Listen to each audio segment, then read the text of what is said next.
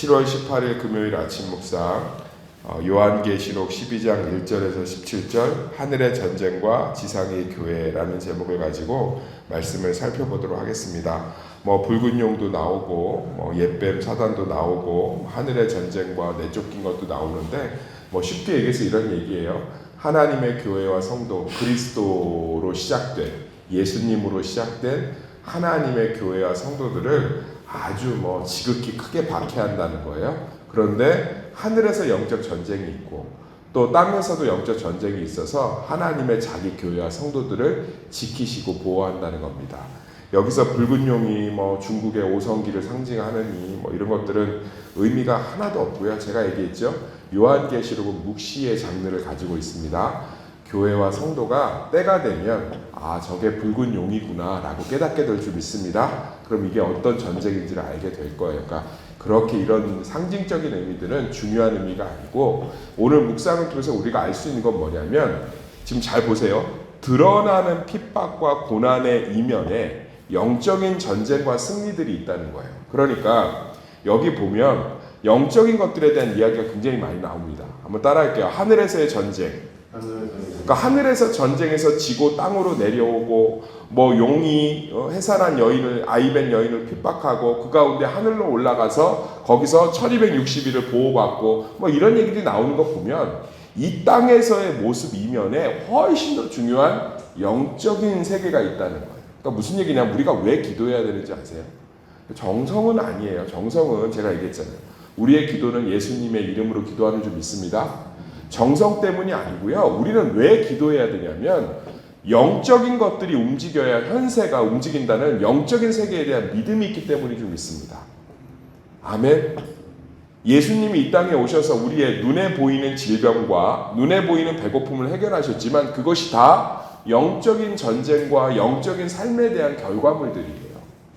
그러니까 기독교인은 무엇을 믿는 거냐면 엄마 왜 기도해? 그래 하나님이 들어주지. 이런 얘기 하지 마시고요. 이제는 이런 요한계시록의 깊은 내용들을 설교로 들으셨으면 엄마 왜 기도해? 하나님이 세상을 움직이셔야 움직일 수 있단다. 하나님이 우리 문제를 해결해 주셔야 해결될 수 있단다. 이게 있어야 돼요. 자녀를 변화시키기 위해서 참 많은 것들을 노력해야 됩니다. 왜냐하면 우리가 하나님을 기대하고 하나님이 무엇을 사용할 수 있을지 모르기 때문에 우리는 이 땅에서도 열심을 가지고 노력해야 돼요. 왜냐하면 하나님이 이 돌을 사용하실지 나의 땀방울을 사용하실지 아니면 어떤 지식을 사용하실지 아니면 주변 사람을 사용하실지 그것은 하나님의 몫이기 때문에 우리는 기대를 가지고 열심히 해야겠지만 우리 삶의 모든 문제와 삶이 해결되는 것은 영적인 문제인 줄 믿습니다. 그러니까 이 고백이 있어요. 그래서 우리는 기도하고 하나님께 매달리는 거예요. 이 모든 만물이 우리가 볼 때는 그냥 만물이 이 안에서 움직이는 것 같아도 실제로는 우리 눈에 보이지 않는 영적인 세계가 이 만물을 움직이고 있는 줄 믿습니다.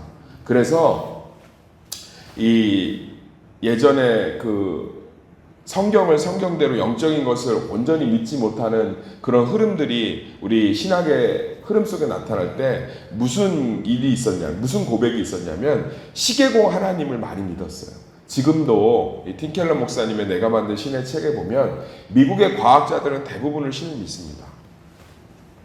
대부분입니다. 70% 이상이 믿습니다. 근데 그들이 우리와 같은 인격적인 존재로서의 신이 아니라 지구나 우주를 만들어 놓고 관여하지 않는 포스나 어떤 힘, 절대자로서만 믿어요. 그러니까 이걸 시계공이라고 생각해요. 시계공 이론. 무슨 얘기냐면 하나님이 세상을 시계를 만들어 놓고 시계공이 시계를 만들어 놓으면 시계가 알아서 돌아가죠. 관여하지 않죠. 그것처럼 하나님이 세상을 만들어 놓고 저기 먼 발치 천국에서 그냥 가만히 둔다는 거예요. 이 땅의 질서와 모든 것들이 알아서 움직이게끔. 그런데 우리가 믿는 예수님은 그걸 뚫고 하늘 보좌에서 이 땅에 오신 줄 믿습니다. 예수님이 오신 성육신 사건이 우리에게 놀라운 기쁨이 되고 증거가 되는 건 하나님이 우리 문제에 관심을 가지기 시작했다는 거예요. 하나님이 우리 문제를 관여하기 시작했다는 거예요.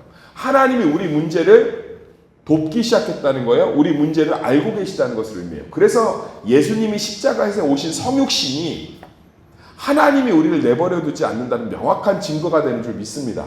왔잖아. 내 아이가 감옥에 갇혀있는데 면회를 왔잖아. 그럼 사랑하는 거예요. 제가 이 교도소에서 온 편지라는 책을 읽어보니까 교도소에서 제일 무서운 사람이 누군지 아세요? 조폭, 두목, 연쇄살인범. 그쪽도 다 사람 사는 세상이고 교도관들이 24시간 있어서 영화 같지 않아요. 교도소에서 제일 무서운 사람을 그 책이 이렇게 기록하고 있더라고요. 가족이 매일 면회 오는 사람. 건들질 못한대요. 왜? 내가 나중에 만기 출소했을 때 저 가족들이 내가 해코지했다 그러고 가만히 두지 않을까.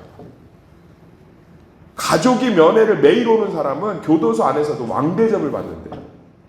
야, 쟤는 가족이 있구나. 저런 죄를 짓고도 돕는 가족이 있구나. 그럼 반대로 누가 제일 무시당하고 왕따당하고 허드렛 일을 하냐? 막내? 뭐 힘없는 우리 뭐 민간인? 아니요. 가족이 한 번도 면회 안 오는 사람. 자기들끼리 그런데요. 오죽 못되게 살았으면 가족이 면회 한 번 안 오겠냐. 사랑하는 성도님들, 죄의 감옥에 갇힌 우리를 예수님이 매일 면회 오시는 성육신 이 땅에 오신 줄 믿습니다. 오늘도 보세요. 교회와 성도와 아이된 여자, 그리스도의 교회, 그리스도를 상징하는 이게 핍박을, 성도들이 핍박을 받을 때 하나님이 뭐 하세요? 가만히 계시지 않고 끊임없이 전쟁하시고 이기시고 승리하시고. 사랑하는 성도님들, 영적인 전쟁이, 영적인 세상이 이 세상을 움직이고 있는 줄 믿습니다. 그래서 우리는 하나님께 기도하고 하나님을 기대하며 하나님을 소망하는 거예요. 이 땅의 것들이 내 눈에 내 마음대로 움직이지 않는다고, 이 땅의 것들이 내가 원하는 속도, 내가 원하는 계획대로 되지 않는다고 좌절하고 원망하고 불안해하는 게 아니라 다 영적인 뜻입니다. 저도 목회를 해보면요, 참 눈에 보이는 것들이 가슴 아플 때가, 저를 힘들게 할 때가, 제가 실수할 때가 참 많아요. 그런데 하나님은 정말 내 눈에 보이는 것과는 다르게 역사하시는 줄 믿습니다. 합력하여 선을 이루시고 그것들을 놀라운 축복으로 만드시고. 제가 이렇게 후배 목사님들 또 선배 목사님들 목회하는 거 들으면 겉으로 볼 땐 막 가슴이 찢어질 만한 일들이에요. 그런데 그게 선이 되고 그게 복이 되고 그게 축복이 되고 하나님이 영적으로 뒤에서 다 영적인 세상을 움직이시는 줄 믿습니다. 눈에 보이는 건 아무것도 아닌 거예요. 믿으십니까? 영적인 세상이 진짜인 줄 믿습니다. 어쩌면 플라톤의 이데아 이론처럼 이 세상의 모든 건 무대 같은 거예요. 무더 뒤에서 얼마나 많은 배우들이 연습하고 복장을 갖추고 무대의 삶이 전부가 아닌 줄 믿습니다. 그 무대 뒤에 더 많은 실제의 삶들이 있는 것처럼 오늘 요한계시록이 알려주고 있는 거예요. 교회가 핍박을 당하고 성도가 어려움을 당해도 걱정하지 말라는 거예요. 하나님이 싸우고 계시다는 거예요. 성도가 어려움을 당하고 고난을 당해도 걱정하지 말라는 거예요. 하나님이 승리하신다는 거예요. 지금도 뭐하고 계십니까? 영적으로 우리의 습뿌리들을 잘라내고 우리의 잘못된 습관들을 고쳐가고. 어제도 어떤 문자가 왔더라고요. 목사님, 하나님 앞에 기도만 했는데 수요 예배 설교 듣고 제가 깨달았어요. 저도 이제 좋은 습관을 가지려고 합니다. 하나님께서 하시는 거, 하나님께서. 제가 이렇게 목회를 하면서 보면 저 혼자 아둥바둥 하고 있는 것 같아도 하나님께서 뒤에서 일하고 계신 줄 믿습니다. 하나님이 일하고 계신 거예요. 우린 그거에 대한 소망이 있어야 돼요. 막 기가 막히게 일을 하십니다. 기가 막히게 일을 해요. 제가 막 뭐 어떤 부분 때문에 가슴 아파하고 막 해결을 못하고 끙끙대고 있는데 이런 폭우를 통해서도 역사하세요. 제가 어떤 분하고 관계가 깨져갖고 별일도 아닌데 관계가 깨졌어. 근데 그분이 그렇게 그 관계를 회복을 안 하려고 그래. 그러니까 내가 너무너무 힘든 거예요. 근데 어느 날 갑자기 먼저 사과를 하시는 거야. 그러니까 내가 왜 뭐 어떻게 뭐 내가 보낸 문자들, 내가 보낸 연락들을 받으셨나? 근데 그분이 그러시더라고. 비가 그렇게 오는데 번개가 치는데 마음이 그렇게 번개가 무섭더래. 그런데 목사님 생각도 나고 그리고 화해를 했어요. 얼마나 신실한 동역자가 됐는지 몰라요. 그러니까 하나님이 일하시는 거예요. 하나님이. 제가 정말 목회를 하면 홍정길 목사님의 말이 맞아요. 목회는 하나님이 일하시도록 비켜드리는 일이다.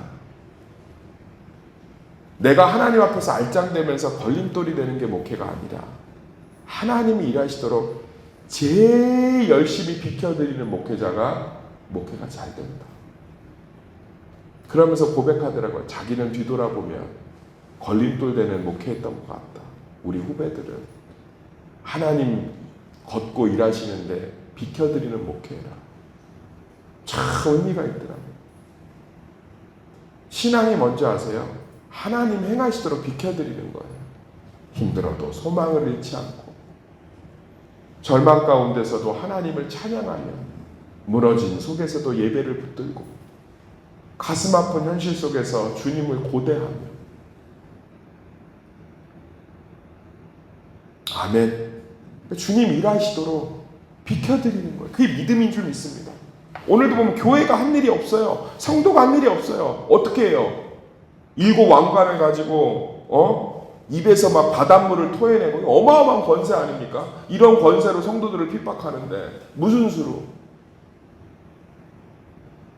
그런데 하나님은 일하고 계시고 싸우고 계신 줄 믿습니다.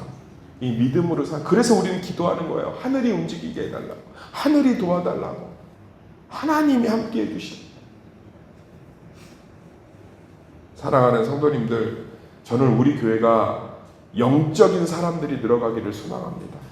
이 땅에 보이는 현상에 집중하고 사는 인생이 아니라 하늘의 일들과 이 땅에 오신 예수님의 성령의 일들을 바라보며 살기를 간절히 소망합니다.